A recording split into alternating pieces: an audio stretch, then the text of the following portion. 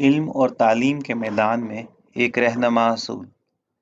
مولانا سندھی رحمۃ اللہ کی پروفیسر سرور صاحب کو پی ایچ ڈی کے سوال پر اہم نصیحت۔ پروفیسر سرور صاحب نے مولانا عبید اللہ سندھی رحمۃ اللہ سے کہا کہ میں پیرس پی ایچ ڈی کرنے جا رہا ہوں، جس پر مولانا سندھی صاحب نے جو ریمارکس دیے ہیں وہ یقیناً قابل مطالعہ ہیں، بلکہ علم اور تعلیم کے میدان میں ایک رہنما اصول کا درجہ رکھتے ہیں۔ پروفیسر صاحب فرماتے ہیں کہ مجھ سے سندھی صاحب نے پوچھا کہ تمہارا کیا ارادہ ہے؟ میں نے عرض کیا میں تو اس ارادے سے آیا تھا کہ آپ سے استفادہ کرنے کے بعد یورپ جاؤں گا اور سوربون پیرس یونیورسٹی میں علوم اسلامیہ میں ڈاکٹریٹ کروں گا۔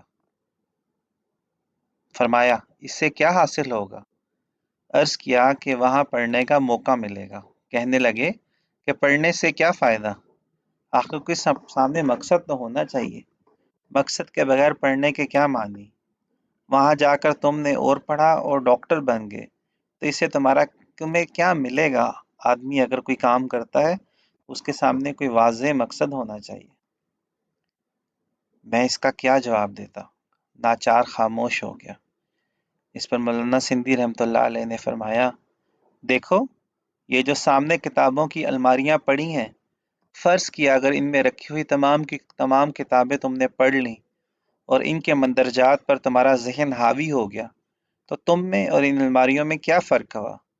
دماغ میں معلومات کا بھر لینا یہ علم نہیں۔ جو کچھ کتاب میں ہے وہ حافظے میں آ گیا تو آدمی زیادہ سے زیادہ کتاب بن گیا۔ میرے نزدیک اس طرح پڑھنا بیکار ہے۔ دماغ میں ایک ترتیب ہونی چاہیے، فکری ترتیب۔ اس کی حیثیت عمارت کی بنیاد کی ہو۔ مطالعہ، مشاہدہ اور دماغ سے جو کچھ تجربے سے جو کچھ دماغ میں جائے وہ اس بنیاد پر جمتا جائے، اور جس طرح اینٹ پر اینٹ اور رڈے پر رڈا رکھ کر بنیاد سے دیواروں کو اوپر اٹھایا جاتا ہے، ان پر چھت ڈالی جاتی ہے اور اس عمل کے دوران میں عمارت کا نقشہ سامنے رہتا ہے، اس طرح دماغ میں ایک فکری عمارت کا خاکہ رہنا چاہیے، اور جو کچھ اس میں باہر سے جائے وہ اس میں ترتیب کے ساتھ اپنی اپنی جگہ نصب ہوتا جائے۔ ہر طرح کی معلومات کو دماغ میں بغیر کسی ترتیب کے بھرتے جانا اور اس کا علم نہ ہونا کہ یہ معلومات آخر کس مقصد کے لیے اکٹھی ہو رہی ہیں، اس سے صرف انتشار پیدا ہوتا ہے۔ مولانا فرماتے ہیں میری اس بات سے نہ سمجھ لیا جائے کہ پہلے دن سے ہی دماغ میں ایک طے شدہ فکری نقشہ موجود ہو، ایسا نہیں، البتہ دماغ کے اندر جانے والی چیزوں کو کسی نہ کسی ترتیب سے رکھنے کا سلیقہ شروع سے ہی ہونا چاہیے۔ یہ کام استاد کا ہوتا ہے، اس لیے استاد کے بغیر علم حاصل کرنے والے اکثر ذہنی انتشار میں مبتلا ہو جاتے ہیں۔ بے شک مطالعہ، مشاہدہ اور تجربے سے دماغ کے اندر کی فکری عمارت میں توسیع ہوتی ہے، وہ بلند ہوتی ہے، اس میں تبدیلیاں آتی ہیں، لیکن اس کے لیے ضروری ہے کہ پہلے دماغ میں فکری عمارت کا کوئی نقشہ ہو، ٹھیک ہے، جس سے تم فکری ترتیب کو ہو۔ اس کو ایسی بدھی استعداد سمجھو جو مثال کے طور پہ علم ریاضی کی مشقوں سے پیدا ہوتی ہے۔ بہرحال دماغ جو کچھ لے اس سے اپنے اندر بے ربط اور بے ترتیب نہ رہنے دے۔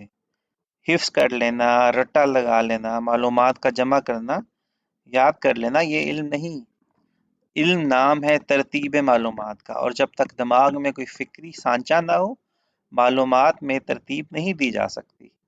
اس فکری سانچے کے لیے ضروری ہے کہ جو کچھ تم پڑھو اس کا کوئی محرک ہو، اس کے سامنے کوئی مقصد ہو۔ محض پڑھتے جانا اس سے کیا فائدہ؟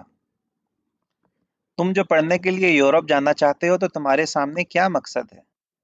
اگر کوئی مقصد ہے تو بتاؤ۔ بس اس خیال کو چھوڑ دو اور واپس چلو۔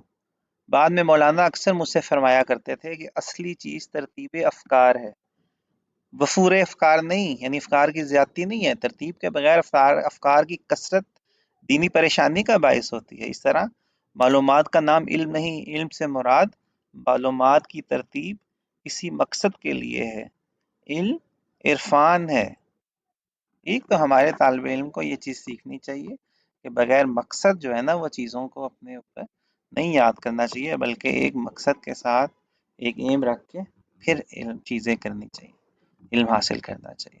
اللہ تعالیٰ ہمیں دین کی صحیح سمجھ دے، اللہ تعالیٰ ہمیں اپنے قوم کے لیے اور اپنے وطن کے لیے کردار ادا کرنے کی توفیق عطا فرمائے۔ آمین ثم آمین۔ اللہ ہمیں بمقصد زندگی گزارنے کی توفیق عطا فرمائے۔ آمین۔ ایسی بہت سی ویڈیوز کے لیے آپ دیکھتے رہیں لرن ود ڈاکٹر شفیق، اور آپ کو یہ پسند آئے تو اس کو ضرور شیئر کریں۔ شکریہ۔